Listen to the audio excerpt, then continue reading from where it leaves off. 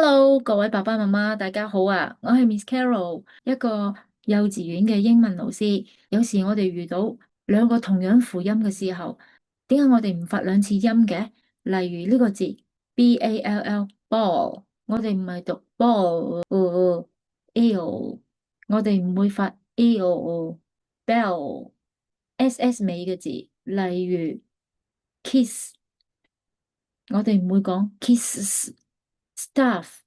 即係啲嘢 off the light off，其他嘅字尾有 z buzz ck 呢個字尾好多啊，例如 back，你可以同小朋友玩遊戲喎。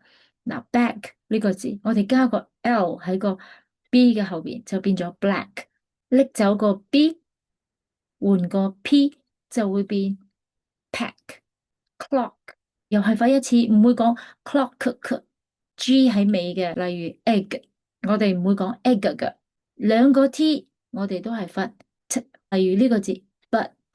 好啦，今次我就分享到呢度為止。如果你覺得呢條片有用嘅，請你分享俾其他家長。拜拜。